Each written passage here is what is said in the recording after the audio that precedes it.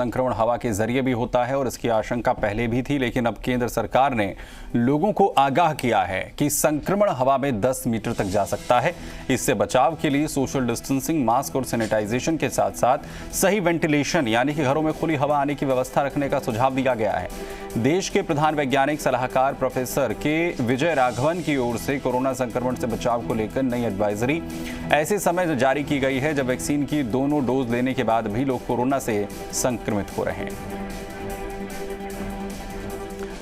वैसे बीच ये बड़ी खबर, कोरोना वायरस हवा से भी फैल सकता है। ये स्वास्थ्य मंत्रालय की तरफ से एडवाइजरी जारी की गई है। स्वास्थ्य मंत्रालय के मुताबिक ड्रॉपलेट्स और एरोसोल कोरोना वायरस के फैलने के प्रमुख कारण हैं। कोरोना से संक्रमित व्यक्ति के ड्रॉपलेट्स हवा में 2 मीटर तक जा सकते हैं, जबकि एरोसोल उन ड्रॉपलेट्स को 10 मीटर तक आगे बढ़ा सकता है। एक संक्रमित व्यक्ति 400 से ज्यादा लोगों को संक्रमित कर सकता है। तो इसका मतलब ये कि आपको जो सावधानी है वो बहुत ज्यादा रखनी है, मास्क लगाना है, सोशल डिस्टेंसिंग रखनी है और इसके अलावा कोई भी मौका कोरोना वायरस को नहीं देना है।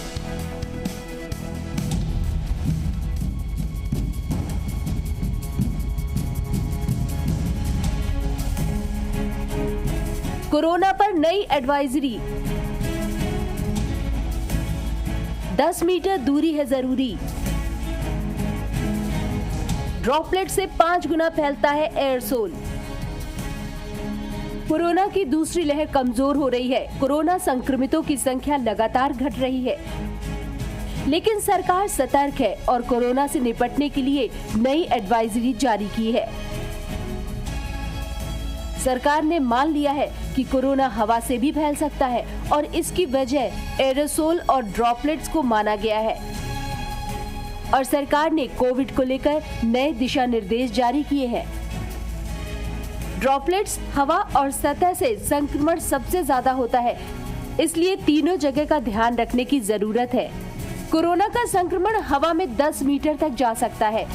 सतह या हवा के छींटों से वायरस तेजी से फैलता है। ज्यादा संपर्क वाली जगहों को सैनिटाइज करें। घर में बाहर वालों से बात करते वक्त मास्क पहने। N95 मास्क सबसे ज्यादा सुरक्षित है। दोहरे मास्क से भी काम चला सकते हैं। पहले ये समझा जाता था कि केवल ड्रॉपलेट होती हैं, जो ड्रॉपलेट 1-2 फीट जाएंगी ज़्यादा से ज़्यादा। फिर ये देखा गया कि कुछ माइक्रो ड्रॉपलेट भी हो सकती हैं जो सस्पेंडेड रह सकती हैं सर्कुलेशन में, एयर में कम से कम 2-3 घंटे तक। कुछ स्टडीज़ ने कहा है कि 3 घंटे तक माइक्रो ड्रॉपलेट सर्कुलेशन में रह सकती हैं। तो इसके लिए मोस्ट इम्पॉर्टेंट थिंग है कि जो हम लोग बताते हैं ड्रॉपलेट के लिए 2 गज की दूरी मेंटेन रखना ज़रूरी है। कोरोना से संक्रमित व्यक्ति के ड्रॉपलेट्स हवा में 2 मीटर तक जा सकते हैं, जबकि एरोसोल उन ड्रॉपलेट्स को 10 मीटर तक आगे बढ़ा सकता है, जिससे संक्रमण का खतरा पैदा कर सकता है। कोविड की नई गाइडलाइन के मुताबिक जहां तक संभव हो घर के दरवाजे और खिड़कियां खोले रखें। एग्जॉस्ट सिस्टम का इस्तेमाल जरूर करें। दफ्तर में अगर एसी चले तब भी दरवाजे खिड़कियां खुली रखें। जानकारों की माने तो वेंटिलेशन वाली जगहों पर और आउटडोर जगहों पर संक्रमण के फैलने का खतरा कम रहता है। विंडोज को खोल के रखना, बढ़िया एरेशन हो, वेंटिलेशन प्रॉपर हो कमरे का।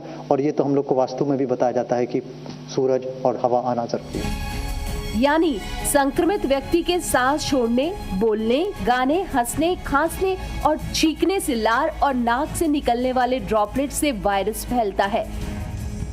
इसलिए जी मीडिया आपसे अपील करता है कि संक्रमण की इस चेन को तोड़ने के लिए कोविड एप्रोप्रिएट बिहेवियर का पालन करें। मास्क पहने, सुरक्षित शारीरिक दूरी बनाएं और हाथ धोते रहें।